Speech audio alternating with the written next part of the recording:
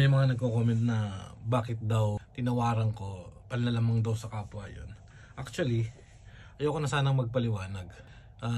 Dyan sa Haraj, nabibili nila yan ng bultuhan. Ang labanan kasi dyan sa Haraj, ano yan tawaran. Yun ang labanan dyan sa Haraj. Kailangan tumawad ka. Kasi pag hindi ka tumawad, unang presyo pa lang ng mga Indiano dyan o ng mga Bangladeshi, mataas na kagad yung presyo. So, dapat ang taga mo dyan kagad, kalahati o lampas kalahati. For example, itong jacket na to, inoffer sa akin ng 3KD. Inano ko agad siya ng 1 dinar. Ngayon, nung sinabi ko na hindi ko kilala si Jordan, bigla lang pumasok sa isip ko yun. Kumbaga, bigla ko na lang nasabi na hindi ko siya kilala. At ang kilala ko lang ay yung Nike at saka yung Adidas. Pero nag-sink in lang sa utak ko, no? Parang natural na lumabas sa bibig ko na ganun para lang maka-discount ako.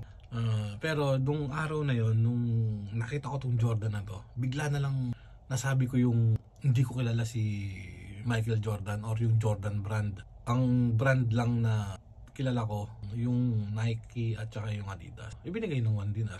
Yun lang ang paliwanag ko.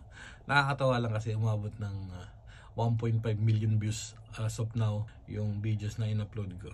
So, yun, thank you at sana na unawaan niyo yung paliwanag ko. At ayun, ipakita ko na sa inyo si Mang Jordan. Yung jacket ni Mang Jordan. Yun lang. Salamat. Peace out.